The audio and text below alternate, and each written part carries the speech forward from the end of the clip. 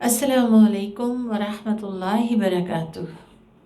आज इंशाअल्लाह ताला हम पारा 14 का आगाज़ करेंगे। सूरह अल हिज्र नंबर 1 से 93 तक कुरान अज़ीम से इंशाअल्लाह इस्तिफ़ादा करेंगे। बिस्मिल्लाहि वस्सलातु वस्सलामु अला रसूलिल्लाह।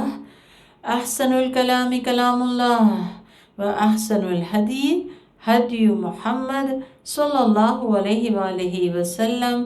अम्मा बाद फ़अऊज़ु बिल्लाहि मिनश शैतानिर रजीम। बिस्मिल्लाहिर रहमानिर रहीम।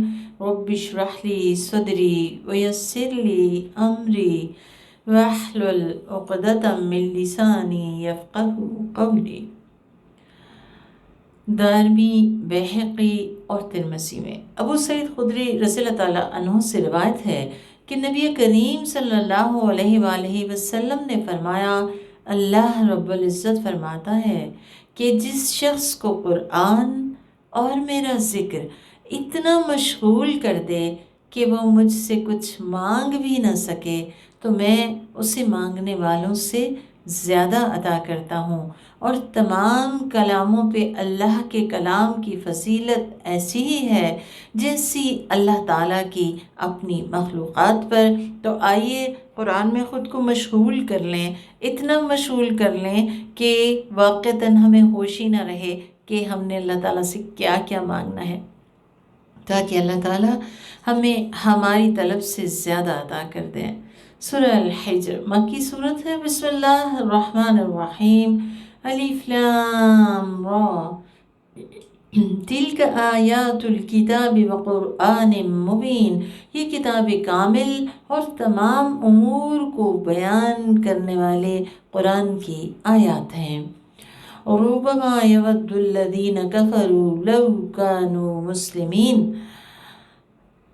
कभी कभार दुनिया में और अक्सर औक़ात आखिरत में कफ़ार ये तमन्ना करेंगे कि काश वो मुसलमान होते।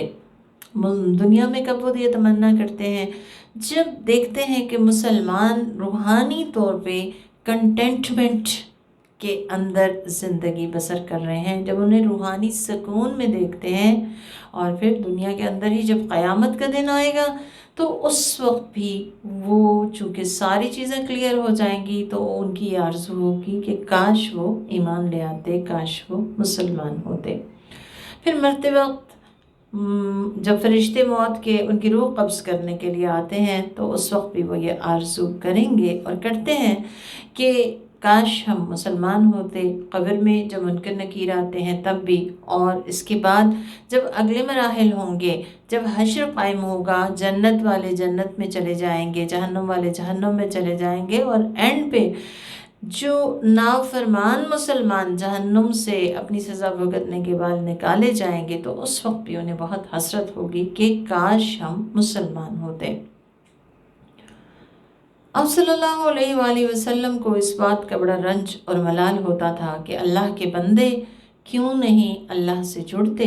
लिहाजा आपसे कहा गया कि ये हसरत ज़दा भी होंगे, और आपने इनके साथ क्या मामला करना है? ज़रहुम यकुलू व यतमत्तउ व युल्हिहिमुल अमल।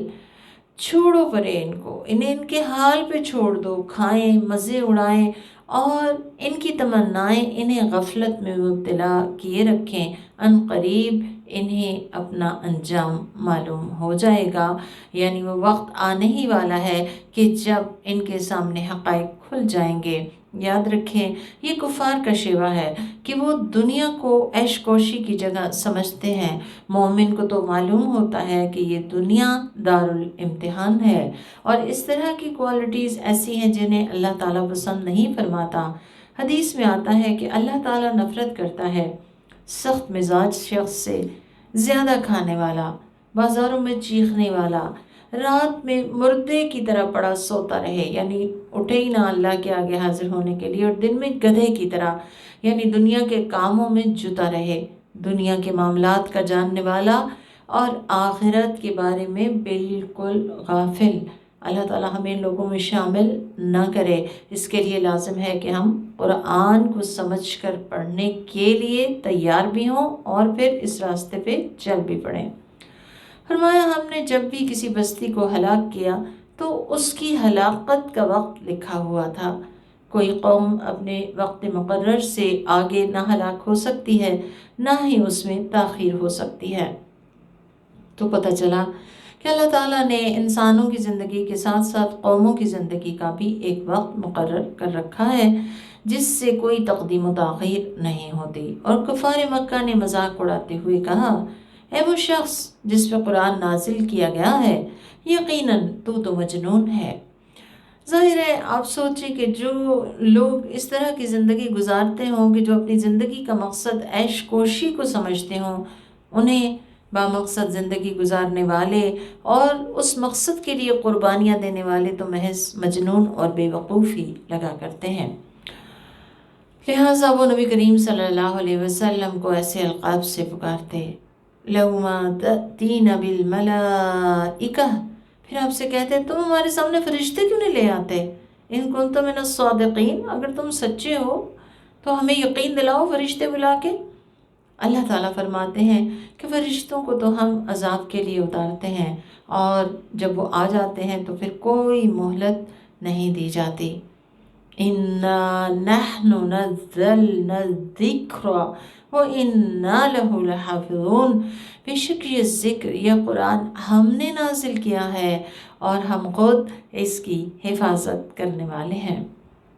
کتنی خوبصورت آیت ہے، نبی کریم صلی اللہ علیہ وسلم کے لیے بھی باعث تسلی تھی اور ہم سب کے لیے جو مومنین ہیں، جو مسلمان ہیں، ان کے لیے خوشخبری ہے کہ اس مشعل ہدایت کو کوئی بجھا نہ سکے گا۔ اس کا نور قیامت تک لوگوں کو راستہ دکھاتا رہے گا۔ آندھیاں چلیں گی، طوفان اٹھیں گے، سازشیں ہوں گی، لیکن جب تک قیامت نہیں آ جاتی قرآن پاک انشاءاللہ ہر طرح کے تغیر سے، تبدل سے، تحریف سے، زیادتی سے، نقصان سے ہمیشہ محفوظ رہے گا، کیونکہ اس کا ذمہ اللہ سبحانہ وتعالیٰ نے لیا ہے اس کی حفاظت کا۔ اور ذریعہ کیا بنایا ہے اس کا دنیا میں؟ ایک تو کتابت ہے اور دوسری حفظ قرآن۔ کتنے ہی لوگوں کے سینوں میں قرآن محفوظ ہے۔ اللہ کرے کہ میں اور آپ بھی قرآن کو کثرت سے اپنے سینے میں محفوظ کرنے والے اور اس کے احکامات کو دل پہ لینے والے بن جائیں۔ فرمایا ہم نے آپ سے پہلے گزشتہ بہت سی اقوام کی طرف بھی رسول بھیجے، اور جب بھی ان کے پاس کوئی رسول آتا تو وہ اس کا مذاق اڑاتے۔ یعنی اس سے پہلے بھی رسولوں کا مذاق اڑایا جاتا رہا ہے، پرانے لوگوں کا بھی یہی طریقہ رہا ہے، اس میں کوئی نئی بات نہیں ہے، آپ کو تسلی دی جا رہی ہے۔ فرمایا ہم مجرموں کے دلوں میں اس کو اسی طرح داخل کر دیتے ہیں۔ كَذَلِكَ نَسْلُكُهُ فِي قُلُوبِ الْمُجْرِمِينَ، نسلُكُ سلکہ کہتے ہیں، جیسے کان سے لائے جاتے ہیں نا عورتوں کے، تو کان کے اندر سے دھاگا نکال لیا جاتا ہے، تو اس کو کہتے ہیں۔ تو اللہ تعالیٰ کہتے ہیں کہ ہم ان مجرموں کے دلوں میں کفر اور انکار رسالت کو اس طرح سے پرو دیتے ہیں، گزار دیتے ہیں۔ فرمایا یہ کفار قرآن پہ ایمان نہیں لائیں گے، اور گزشتہ اقوام کا بھی یہی دستور رہا ہے۔ اور اگر ہم کافروں کے لیے آسمان کا ایک دروازہ کھول دیں اور وہ اس میں چڑھتے جائیں، پھر بھی یہ کہیں گے کہ ہماری آنکھوں کو مدہوش کر دیا گیا ہے، بلکہ ہم پہ تو جادو کر دیا گیا ہے۔ یعنی اللہ سبحانہ وتعالیٰ کہہ رہے ہیں کہ ان کے اندر ضد، عناد قرآن سے اور رسول اللہ صلی اللہ علیہ وسلم سے اس قدر راسخ ہو چکا ہے کہ اگر یہ صریح نشانیاں اپنے ہاتھوں سے کر کے بھی دیکھ لیں پھر بھی یہ ایمان لانے والے نہیں۔ اللہ تعالیٰ فرماتے ہیں کہ ہم نے آسمان میں برج بنائے، منزلیں بنائیں، آفتاب و مہتاب اور متحرک سیارے بنائے اور اسے دیکھنے والوں کے لیے آراستہ کر دیا۔ تو ستاروں کی تخلیق کے مقصد بتائے گئے کہ یہ دیکھنے والوں کے لیے خوبصورتی کا سامان بھی ہے۔ وَحَفِظْنَاهَا مِن كُلِّ شَيْطَانٍ رَّجِيمٍ، اور ہم نے اسے ہر شیطان مردود کی رسائی سے محفوظ کر دیا ہے۔ کسے؟ قرآن عظیم کو کوئی شیطان اس میں مداخلت نہیں کر سکتا سوائے اس شیطان کے جو چوری چھپے کوئی بات سن لے تو ایک چمکدار شعلہ اس کے پیچھے لگ جاتا ہے۔ یعنی اس قدر حفاظت کا انتظام تھا جب وحی الہی نبی کریم صلی اللہ علیہ وسلم کے دل پہ اتاری جا رہی تھی، تاکہ کسی قسم کی کوئی کنٹامنیشن نہ ہو۔ فرمایا ہم نے زمین کو پھیلا دیا اور اس پہ بڑے بڑے پہاڑ رکھ دیے اور اس میں ہر مناسب اور موزوں پودا بھی اگا دیا۔ وَجَعَلْنَا لَكُمْ فِيهَا مَعَائِشَ، اور تمہاری زندگی گزارنے کے جتنے بھی اسباب ہیں وہ ہم نے زمین میں پیدا کر دیے۔ کتنے پیارے ہیں اللہ تعالیٰ، کس قدر ہماری ایک ایک ضرورت کا خیال رکھا ہے، اور پھر یہاں تک کہ زینت جو ہماری آنکھیں دیکھنا پسند کرتی ہے اس کا بھی اہتمام کیا ہے ستاروں کی صورت۔ فرمایا اور ان کے لیے بھی جن کے تم روزی رساں نہیں ہو، یعنی پتھر کے اندر بھی جو کیڑا ہے جس کو میں اور آپ کچھ فیڈ نہیں کرتے، اس کی روزی کا سامان بھی اللہ کے ذمے ہے، اور کوئی ایسی چیز نہیں جس کے خزانے ہمارے پاس نہ ہوں، اور اسے ہم ایک معین مقدار سے ہی اتارتے ہیں۔ ایک تو یہ کہ اللہ سبحانہ وتعالیٰ تمام خزانوں کا مالک ہے، لہٰذا اس سے مانگتے رہنا چاہیے، جو بھی ہماری ضرورتیں ہیں، خواہشات ہیں، وہی پوری کرنے والا ہے۔ دوسرا اللہ تعالیٰ نے بتایا کہ جو دنیا کا نظام ہے یہ ایک ویل پلانڈ طریقے سے اللہ تعالیٰ چلا رہے ہیں، جس میں حد بندی کا اصول نافذ ہے کہ اللہ تعالیٰ کو پتہ ہے کون سی چیز کتنی اتارنی ہے، کہاں اتارنی ہے، تو اس کے مطابق اللہ سبحانہ وتعالیٰ یہ سارا نظام چلا رہے ہیں۔ اور ہم ہواؤں کو بھیجتے ہیں جو بادلوں کو پانی سے بوجھل بناتی ہیں، پھر ہم آسمان سے پانی برساتے ہیں اور اسے تمہیں پلاتے ہیں۔ الحمدللہ رب العالمین۔ سوچیں اگر ہمیں پیاس لگی ہو تو سب سے قیمتی چیز دنیا میں کیا لگتی ہے؟ پانی۔ اللہ سبحانہ وتعالیٰ نے کس طرح ہماری ایک ایک ضرورت کا خیال رکھا۔ فرمایا تم اس کے خازن نہیں ہو۔ کون ہے جو زمین کے اندر کبھی کنوؤں کی صورت، کبھی نہروں دریاؤں کی صورت ہمارے لیے پانی محفوظ کر کے رکھتا ہے؟ الحمدللہ رب العالمین۔ پھر اللہ تعالیٰ کہتے ہیں وَإِنَّا لَنَحْنُ نُحْيِي وَنُمِيتُ، ہم ہی زندہ کرتے ہیں، ہم ہی موت دیتے ہیں، وَنَحْنُ الْوَارِثُونَ، ہم ہی وارث ہونے والے ہیں۔ تو اللہ ہی وارث ہے، ہمارا بھی اور ہماری اولاد کا بھی اور ہمارے پیاروں کا بھی اور ہماری ہر چیز کا بھی۔ ہم وارث نہیں، ہم تو کچھ دیر کے لیے آئے ہیں، کچھ دیر ٹھہرنا ہے اور پھر آگے جانا ہے اپنی منزل کی طرف۔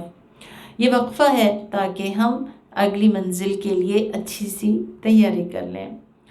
فرمایا تم میں سے جو مستقدمین گزر چکے، یعنی جو پہلے گزر چکے، انہیں بھی ہم جانتے ہیں، اور جو مستاخرین ہیں انہیں بھی ہم جانتے ہیں۔ مستقدمین کون ہیں؟ جو اسلام میں سبقت کریں، جو نیکیوں میں سبقت کرنے والے ہوں، اور مستاخرین کون ہیں؟ جو کہ اسلام میں بھی باقیوں کو دیکھ داکھ کے بعد میں کرنے والے، یا نیکیوں میں بھی دوسروں کو دیکھ کر اینڈ پہ کرنے والے ہیں۔ اللہ تعالیٰ مجھے اور آپ کو مستقدمین میں شامل کرے۔ فرمایا اور بے شک آپ کا رب ان سب کو جمع کرے گا، وہ بڑی حکمت والا، بڑا علم والا ہے۔ اور ہم نے انسان کو کھنکھناتے ٹھیکرے سے پیدا کیا جو سڑی ہوئی مٹی کا تھا۔ ہم ذرا اپنی پیدائش پہ غور کریں، سڑا ہوا گارا، اس کی کھنکھناتی ہوئی مٹی سے تو ہم پیدا ہوئے، پھر بڑائی کس بات کی ہے؟ بڑائی تو اللہ سبحانہ وتعالیٰ ہی کی ہے نا۔ اور ہم نے اس سے پہلے جنوں کو گرم ہوا کی آگ سے پیدا کیا، اور یاد کرو وہ موقع جب آپ کے رب نے فرشتوں سے کہا کہ میں ایک بشر کو سڑی ہوئی مٹی کے کھنکھناتے ٹھیکرے سے پیدا کرنے والا ہوں، بس جب میں اسے بنا لوں اور اس میں اپنی روح پھونک دوں تو تم سب اس کی تعظیم کے لیے سجدے میں گر جانا۔ تو تمام فرشتوں نے سجدہ کیا، لیکن ابلیس نے اس بات سے انکار کر دیا کہ وہ سجدہ گزاروں میں شامل ہو۔ حالانکہ آپ دیکھیں کہ ابلیس جو تھا وہ اللہ تعالیٰ کا اتنا عبادت گزار تھا، روایات میں آتا ہے کہ اگرچہ یہ جن تھا لیکن ملائکہ کا ساتھی بن گیا، ان کے ساتھ بیٹھنے کی جگہ اس کی عبادت گزار ہونے کی وجہ سے اس کو یہ مقام اور مرتبہ ملا، لیکن یہاں اس نے انکار کر دیا۔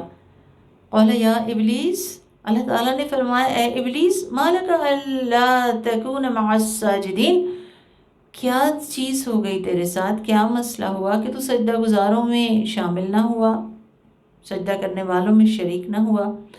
اس نے کہا میں ایک ایسے انسان کو سجدہ نہیں کر سکتا جس سے تو نے سڑی ہوئی مٹی کے کھنکھناتے ٹھیکرے سے پیدا کیا ہے۔ تو اللہ سبحانہ وتعالیٰ نے فرمایا کہ یہاں سے نکل جا، راندہ درگاہ کر دیا، بے شک تو مردود ہے، یعنی رد کیا ہوا، اللہ تعالیٰ کا ریجیکٹڈ، اللہ کی رحمت سے محروم، اس کی عزت اور دی گئی تکریم سے محروم کر دیا گیا۔ یہاں جو بہت اہم بات ہمیں سیکھنے کی ہے وہ یہ ہے کہ ابلیس محض ایک حکم کے انکار سے راندہ درگاہ کر دیا گیا۔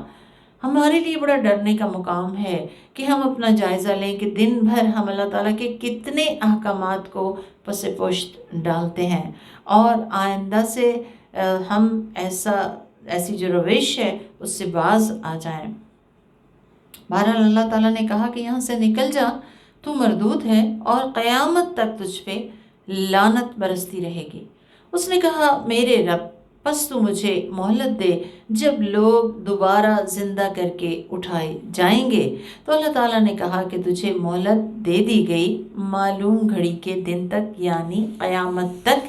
وہ ابلیس جو ہے وہ اس کو مہلت دے دی اللہ تعالیٰ نے۔ یہاں ہم ابلیسی رویہ دیکھتے چلے جائیں کہ کس طرح سے ابلیس جو ہے وہ اللہ سبحانہ تعالیٰ کو رب ماننے کے باوجود اللہ کے حکم کا انکار کر گیا، جس وجہ سے وہ راندہ درگاہ ہوا۔ قول کہنے لگا ابلیس ربی، اے میرے رب، بما اغویتنی، یہ جو تو نے مجھے بہکایا ہے نا، لَأُزَيِّنَنَّ لَهُمْ فِي الْأَرْضِ، میں ان کے لیے زمین میں زینتیں پیدا کر دوں گا، مزین کر دوں گا ان کے لیے زمین میں، کیا؟ ان کی گناہوں کو، ان کی غلطیوں کو، اور زمین اور دنیا کی زینت میں انہیں الجھا دوں گا، وَلَأُغْوِيَنَّهُمْ أَجْمَعِينَ، اور میں ان سب کے سب کو بہکا دوں گا۔ تو ابلیسی رویہ اگلا جو ہمیں پتہ چلتا ہے، جس طریقے سے ابلیس ہم پہ حملہ آور ہوتا ہے، اس سے بہت شعور کی طرف آنے کی ضرورت ہے۔ وہ کیا ہے؟ اپنی غلطی نہ ماننا اور اپنی غلطی کا الزام کسی دوسرے کو دے دینا۔ اور یہاں پہ پھر وہی بات ہے کہ اس نے اللہ تعالیٰ کو رب کہا، رب مانا، لیکن رب کا حکم نہیں مانا۔ اور شیطان نے کیا طریقہ اختیار کر رکھا ہے جس کا اس نے اظہار کیا کہ وہ ہمارے غلط اعمال کو ہمارے لیے مزین کر دیتا ہے۔ ہر انسان، نیک و بد، چھوٹا بڑا، سب اس ابلیس کی عزت میں ہے۔ وہ ہماری برائیوں کو بھلائیاں بنا کے ہمیں دکھاتا ہے اور ان برائیوں کو چھوٹا کر دیتا ہے تاکہ ہم اسے کرتے چلے جائیں، اور انسان بھول جاتا ہے اور اس کے پیچھے چل پڑتا ہے۔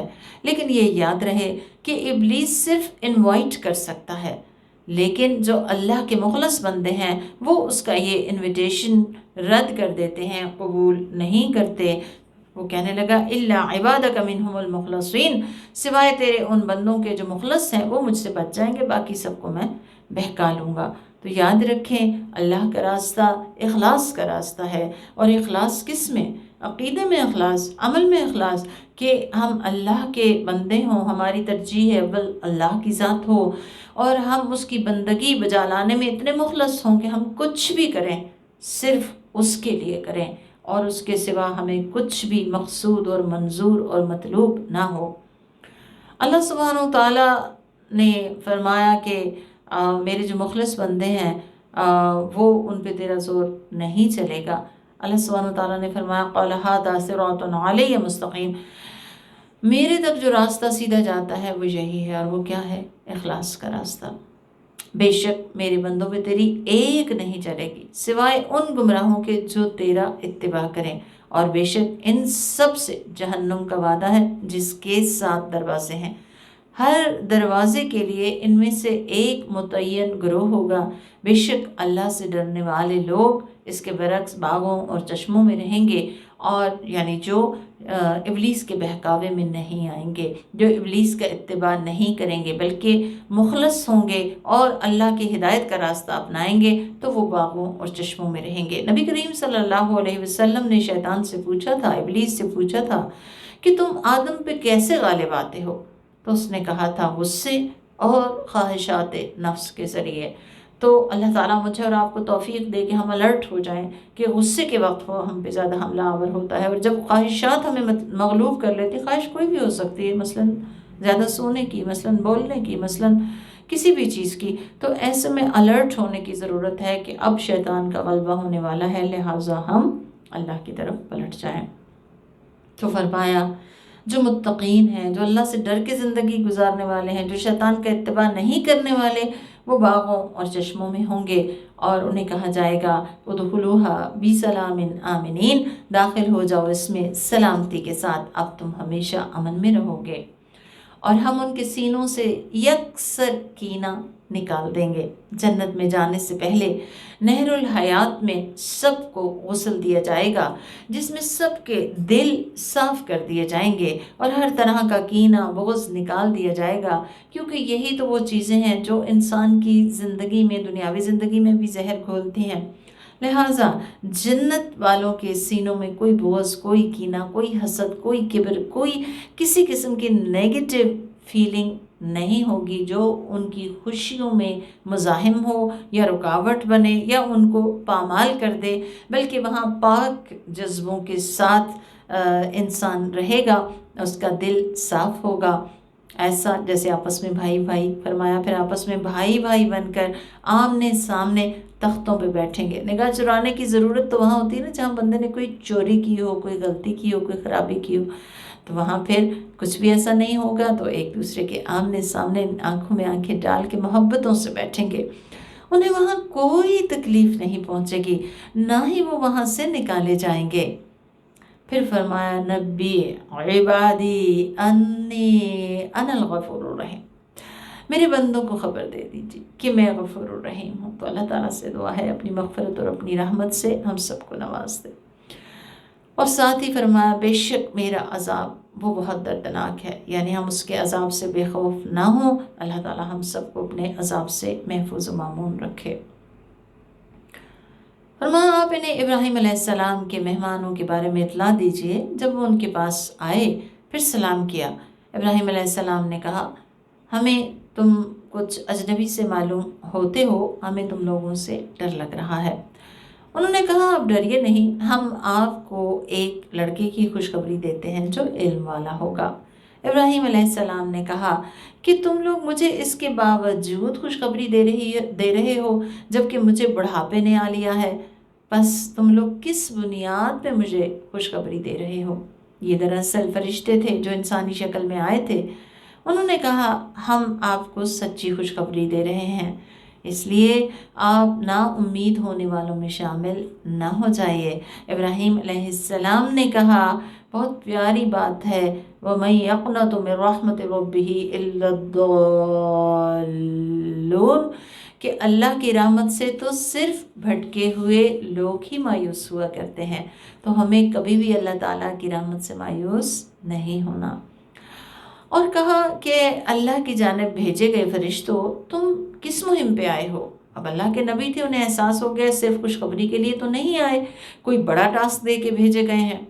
انہوں نے کہا ہم ایک مجرم قوم کو ہلاک کرنے کے لیے بھیجے گئے ہیں، سوائے خاندان لوط کہ جنہیں ہم یقیناً نجات دیں گے، بجز ان کی بیوی کے کہ جس کے بارے میں ہمارا فیصلہ ہے کہ وہ ضرور مجرموں کے ساتھ پیچھے رہ جائے گی۔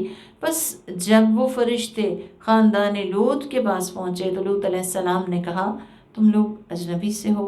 انہوں نے کہا ہم آپ کے پاس وہ عذاب لے کر آئے ہیں جس میں یہ لوگ شک کرتے تھے، اور آپ کے پاس حق بات لے کر آئے ہیں اور ہم بالکل سچے ہیں، اس لیے آپ ان لوگوں کو لے کر کچھ رات رہتے ہی نکل جائیے اور آپ ان سب کے پیچھے چلیے، آپ اینڈ پہ رہیے، اور آپ لوگوں میں سے کوئی پیچھے مڑ کے نہ دیکھے، اور جہاں جانے کا آپ لوگوں کو حکم دیا جائے وہاں چلے جائیے۔ اور ہم نے لوط علیہ السلام کو یہ فیصلہ سنا دیا کہ صبح کے وقت ان مجرموں کی جڑ کاٹ دی جائے گی، یعنی سب کو ہلاک کر دیا جائے گا جنہوں نے اپنے نبی کی کوئی بات سن کے نہ دی۔ اور شہر والے خوشیاں مناتے ہوئے آئے، اس لیے کہ وہ ہوموسیکشولیٹی کا شکار تھے اور وہ فرشتے نوجوان خوبصورت لڑکوں کی شکل میں آئے تھے، لہٰذا وہ دوڑے دوڑے اپنی ہوس پرستی کے لیے آئے۔ لوط علیہ السلام نے کہا یہ لوگ میرے مہمان ہیں، مجھے رسوا نہ کرو اور اللہ سے ڈرو اور مجھے ذلیل نہ کرو۔ انہوں نے کہا کیا ہم نے تمہیں دنیا والوں کی حمایت کرنے سے روک نہیں رکھا؟ یعنی ساری دنیا کے ٹھیکیدار نہ بنو، تمہیں کیا ہے اس بات سے مسئلہ؟ لوط علیہ السلام نے کہا یہ میری بیٹیاں ہیں، تم ان سے نکاح کر سکتے ہو، یعنی اگر تم نے اپنی خواہش پوری ہی کرنی ہے تو اسے جائز طریقے سے پورا کرو۔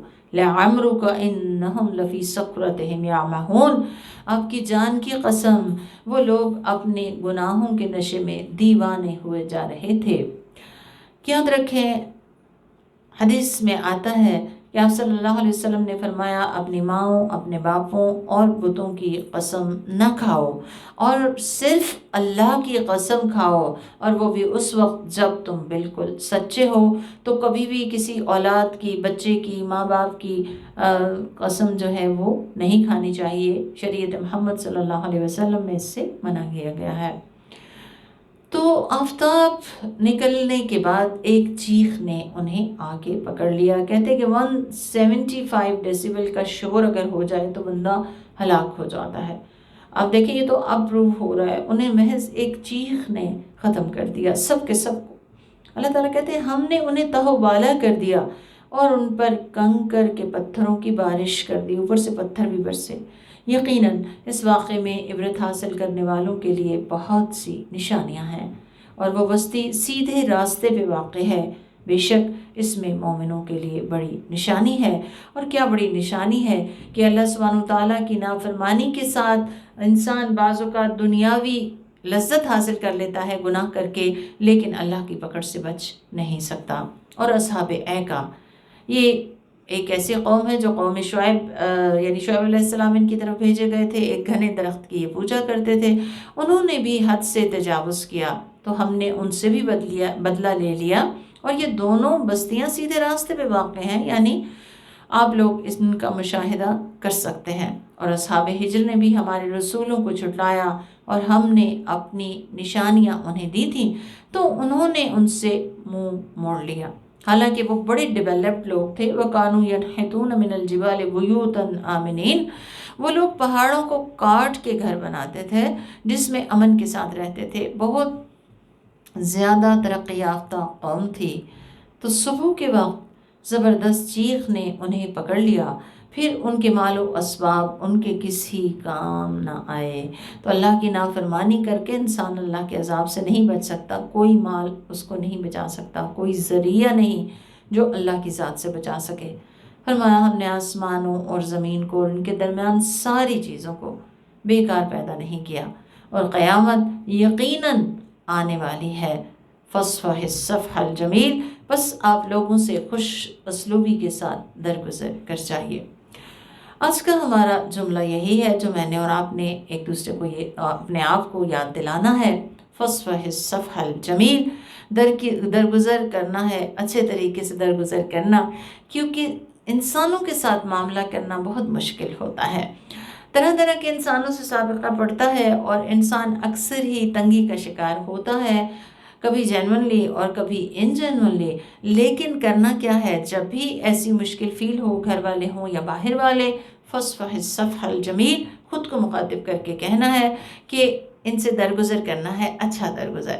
اور اچھا درگزر کیا ہوتا ہے، صفح الجمیل کیا ہے کہ جب انسان معاف کر دے تو اس کے بعد دل میں کسی قسم کا میل نہ رکھے، اشاروں سے بھی نہ جتائے کہ تم نے میرے ساتھ برا کیا ہے، تم نے میرے ساتھ زیادتی کر ڈالی، پھر بدلہ ہرگز نہ لے اور حتیٰ کہ شکوہ بھی نہ کرے، یعنی ایسا معاف کرے جیسا معاف کرنے کا حق ہے۔ اللہ تعالیٰ ہمیں اس کی توفیق دے۔ فرمایا ان ربک هو الخلاق العلیم، بے شک تیرا رب وہ خلاق ہے، بہترین تخلیق کار اور علم رکھنے والا ہے۔ اور اس کی عنایت کیا ہے، وَلَقَدْ آتَيْنَاكَ سَبْعًا مِّنَ الْمَثَانِي وَالْقُرْآنَ الْعَظِيمَ، اور ہم نے آپ کو 7 دہرائی جانے والی آیتیں اور قرآن عظیم دیا ہے۔ حدیث میں آتا ہے سورۃ الفاتحہ ہی سبع من المثانی والقرآن العظیم لم اوت النبی من قبلی، ام القرآن بھی کہا گیا اس سورت کو کیونکہ اس میں قرآن کی اصل ہے، یعنی یہ وہ سورت ہے کہ جس میں پورا جو مسلمانوں کا عقیدہ ہے وہ اس کے اندر موجود ہے۔ اس کو الفاتحہ بھی کہتے ہیں کیونکہ یہ کھولنے والی ہے قرآن عظیم کو۔ ام القرآن اس لیے کہتے ہیں کہ قرآن کی اصل ہے۔ اس کو الشفاء الرقیہ بھی کہتے ہیں کیونکہ اس سے دم کیا جاتا ہے۔ رسول اللہ صلی اللہ علیہ وسلم نے فرمایا الفاتحہ ہر بیماری کے لیے شفا ہے۔ تو اصل بات ہے یقین کی، تو ضرور دم کرے 7 دفعہ 21 دفعہ، جتنی دفعہ بھی ہو سکے، خود بیمار ہوں یا کوئی اور بیمار ہو۔ نبی کریم نے فرمایا سورۃ الفاتحہ یہ سبع من المثانی اور قرآن عظیم ہے جو میں دیا گیا ہوں۔ اور جیسا کہ میں نے ابھی عربی ٹیکسٹ پڑھا تھا، ابو ہریرہ سے روایت ہے ام القرآن ہی سبع من المثانی، یہی سبع من المثانی ہے، والقرآن العظیم اور قرآن عظیم ہے، لم اوت النبی من قبلی، آپ نے فرمایا کہ مجھ سے پہلے کسی نبی کو یہ نعمت یا انعام نہیں دیا گیا۔ اور اس میں آپ دیکھیں کہ 2 آیات تو بہت ہی امپورٹنٹ ہیں جو دن میں بار بار ہم دہراتے ہیں، کیونکہ اس کو سورہ الصلاۃ بھی کہتے ہیں، کیونکہ اگر سورہ الفاتحہ نہ پڑھی جائے تو نماز نہیں ہوتی۔ اور اس میں ایاک نعبد و ایاک نستعین ایک ایسی آیت ہے کہ جو ہمیں بار بار ہمارے عقیدے کی اصلاح اور عقیدے کو یاد کراتی ہے، ہمیں شعور کی طرف لاتی ہے، اور اگر ہمیں کچھ بھی چاہیے تو تب بھی ہمیں انہی الفاظ کے ساتھ اللہ تعالیٰ سے دعا کرنی چاہیے۔ ایاک صرف تیری ہوں، نعبد تیری بندی ہوں، تیری غلام ہوں، ایاک نستعین تجھی سے مجھے مدد چاہیے، تو جو بھی چاہیے اسی سے مانگنا ہے۔ اور دوسری بہت اہم ترین آیت کیا ہے؟ اہدنا الصراط المستقیم، اے اللہ ہمیں سیدھا راستہ دکھا دے، وہ راستہ جو تجھ تک جاتا ہے، جو کامیابی کا راستہ ہے اور جو سچا راستہ ہے، قرآن کا راستہ، سنت کا راستہ، اسلام کا راستہ۔ اللہ تعالیٰ ہمیں اس پہ چلائے اور آخری دم تک اس پہ قائم رکھے۔ پھر فرمایا گیا کہ آپ اس متاع دنیا کی طرف آنکھ اٹھا کے بھی نہ دیکھیے جو ان میں سے بعض کو ہم نے دے رکھا ہے، یعنی آپ کو جب اللہ تعالیٰ نے اتنی بڑی بڑی نعمتیں دے دی ہیں تو اس کے بعد آپ کو دنیا پائے ہوئے لوگوں پہ رشک نہ آئے، وَلَا تَحْزَنْ عَلَيْهِمْ، آپ ان پہ غمگین نہ ہوئیے کہ یہ ایمان کیوں نہیں لاتے۔ وَاخْفِضْ جَنَاحَكَ لِلْمُؤْمِنِينَ، اپنے کندھے مومنوں کے لیے جھکا کے رکھیے، یعنی ان کے لیے زیادہ ریسیپٹیو بھی ہوئیے اور زیادہ پرشفقت بن جائیے۔ وَقُلْ إِنِّي أَنَا النَّذِيرُ الْمُبِينُ، اور کہہ دیجئے کہ میں تو واضح طور پہ تمہیں اللہ تعالیٰ سے ڈرانے والا ہوں۔ جس طرح کا عذاب ہم نے ان لوگوں پہ نازل کیا جنہوں نے راستے بانٹ رکھے تھے، جنہوں نے قرآن کے مختلف حصے بنا دیے، بس آپ کے رب کی قسم ہم ان سب سے پوچھیں گے ان کے کرتوتوں کے بارے میں۔ اللہم حاسبنا حسابا یسیرا، اللہ تعالیٰ اپنے سخت احتساب سے ہمیں بچائے رکھے۔